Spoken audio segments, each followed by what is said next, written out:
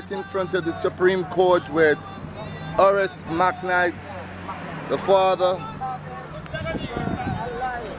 for Kamisha Wright and family. How are you today, Horace? Can't talk. You're very sad indeed. I understand the emotion that's going through your mind, man, but we're here to fully support your family. We're here for you, and don't worry, we're praying that the judge makes sure that justice is served with this wicked boy. Trust me. Yeah, man. So where's about the boy there? Can you imagine something like that? 5 family members, that's your relatives? Wicked boy. I want to say to you that it's a criminal act that he should be put to justice, and he's not to be feed at all. And should be eat him up, and the government should be in it too to see that this thing is going on the work. And this thing should be with the government, and the government should take action towards it. It should be realized what this blood shed at these children and this father. I said, Father, you cheer up. The Lord understand, and the Lord know where you're going to. Don't be discouraged. The Lord will see you too. He should be put to justice, and he should be not get away.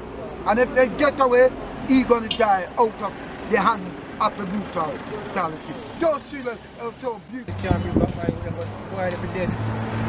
He get like a year. He get some torture and die. Because told me being on my heart right now. Not even cool like hear about him right now. Know that he's going to be put away for a very long time. You think the family will get some form of closure from this?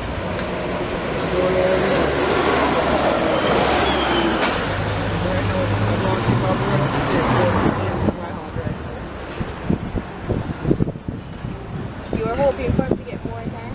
Yes, because this 25 is life and it's 5 right now. At 200 years should I get right now. Right now you should get at least 200. Although it's 25 is life, 125. The police satisfy go to 125 can bring back life.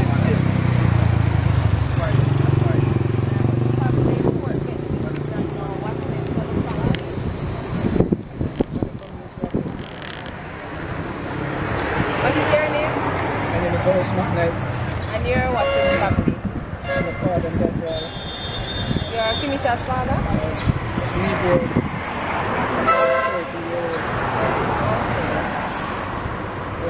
Is my wife. Answers Paula history when he recognized that there was no legal precedent for a case of this nature, and especially at a time in Jamaica where you have multiple murders being committed at the same time. His aunt and the father, oh, they're right here. They're right here. And they seem to be quite pleased. Come mother, I was saying to myself that it's not easy being deep, but it's so important to come out of your office and to actually participate in these cases, because it reminds both myself and Mrs. Martin that as hard as we work, this commitment and service of ourselves, when we are able to participate in the process, that justice has been. And may I also pay every respect and credit to the investigative authorities. It was my learned colleague while I was prosecuting in Westmoreland, Mrs. Martin Swebe, Senior Deputy Director of Public Prosecution, who I assigned to work with the police from day one in consultation, that allowed us to bring the matter within a week and a half from the time the incident occurred to the home circuit, where I exercised my powers to prefer a voluntary bill of indictment.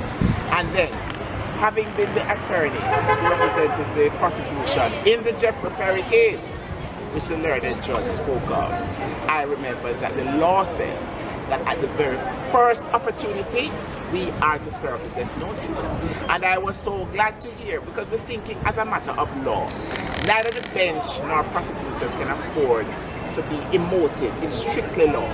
The case of Trimmingham from the Privy Council and Peter Dugal from Jamaica, which endorses the doctrine, says that the death penalty, which is still on the books, it's a matter of law, should only be reserved for the worst of the worst and the rarest of the rare. And the judge said that he would consider this to be the worst of the worst.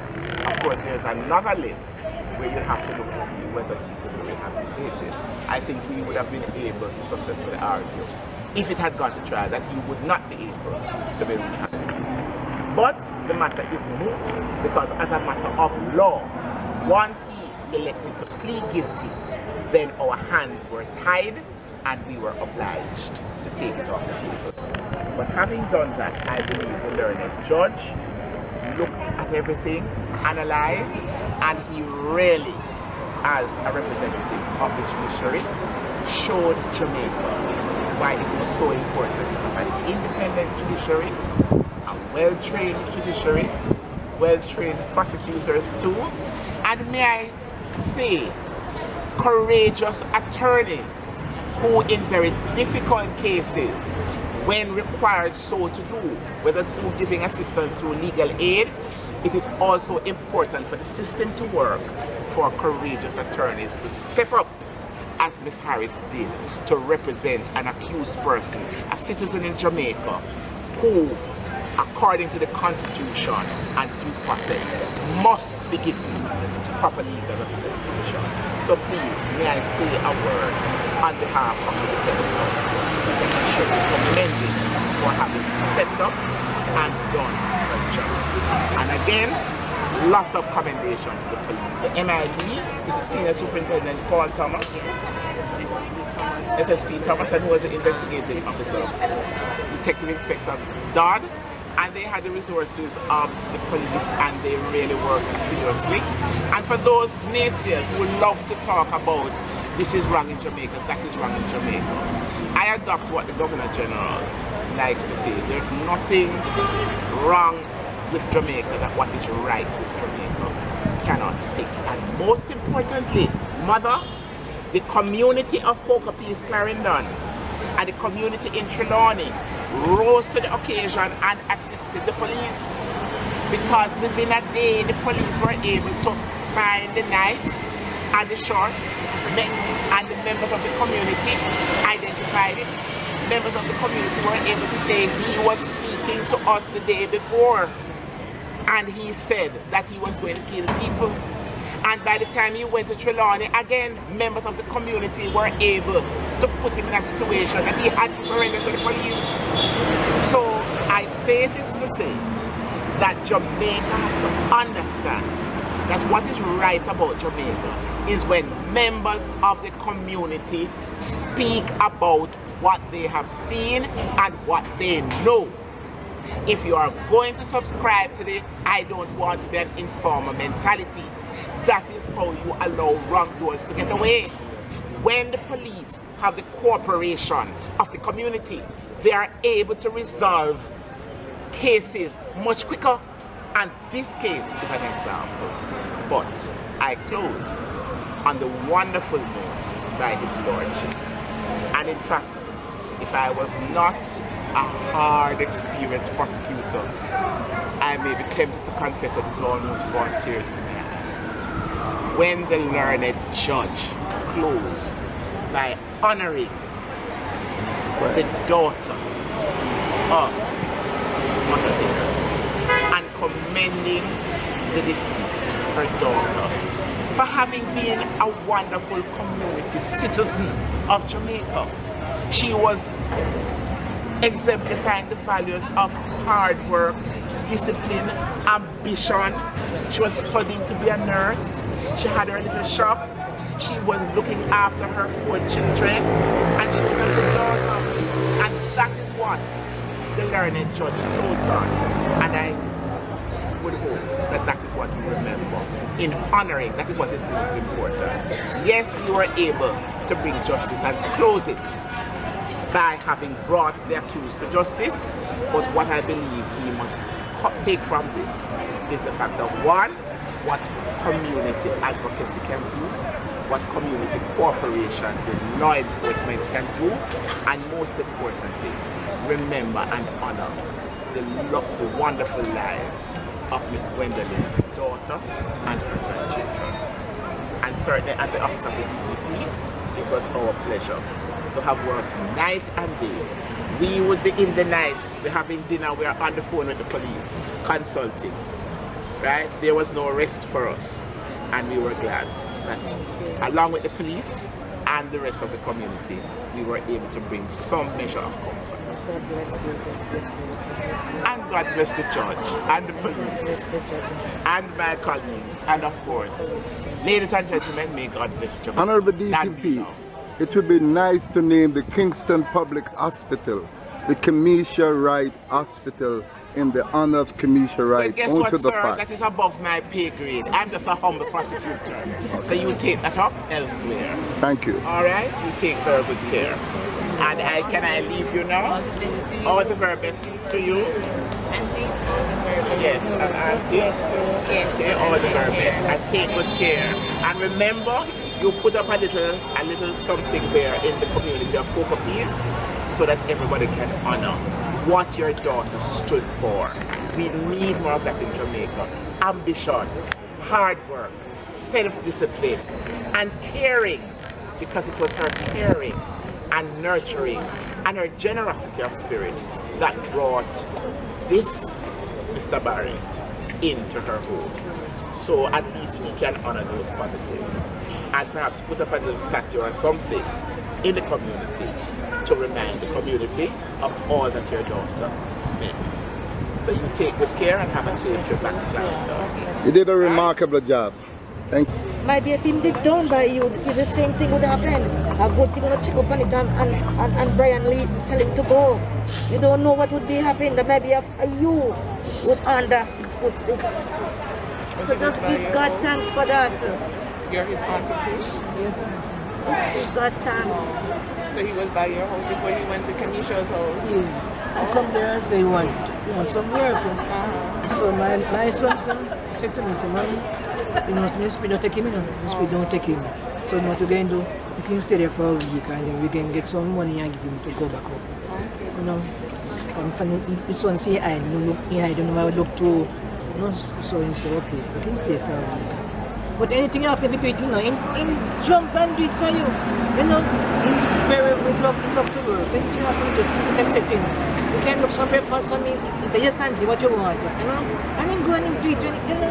But I don't know what happened here. You live in the same area? No, I live at Montego Bay, right? Oh, so he was with you there for a week? 5 years for a while. What's your name? And my name is Leonora. Leonora. This is not like It was after you went to your house that we went to Kamisha. Long after my mother called my sister and asked get some work for the two of them. And he said nothing actually.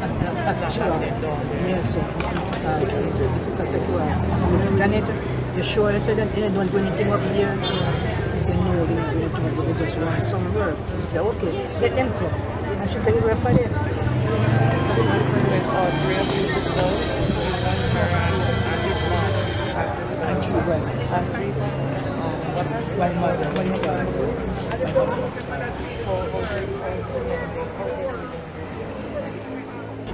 Because she didn't already know what was going on.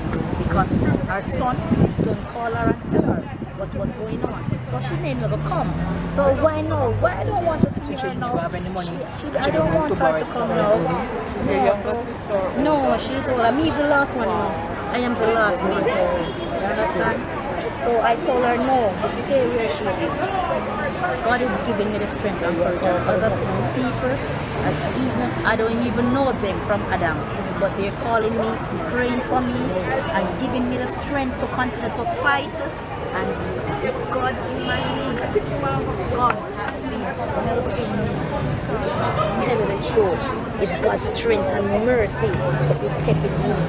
And I don't regret the day when I said, God, I need you now. Yes. So see, I'm here now, 5 years now since I've been baptized. I am an evangelist in my church, and I see that my God has been blessing me and He's keeping me and my family now. That monster that take that family from me, oh, God knows the reason why He allowed that man to do it. Yeah. Because I guess He was testing me to see how I would cope in this. So He allowed it to happen just to see how faithful I would be, how strong I would be, and I know that praises go up to God. Yes, because I really hold it. I hold it. Sometimes Satan coming to me and said, look here, go to Trelawney, go up there and do your next will. But I said, no, I am serving a true and living God. And I know God will be there for me. And He really be there for me. Yes. So I just thank God that He has given me the strength and power to continue. Yes. Thank you. Thank you.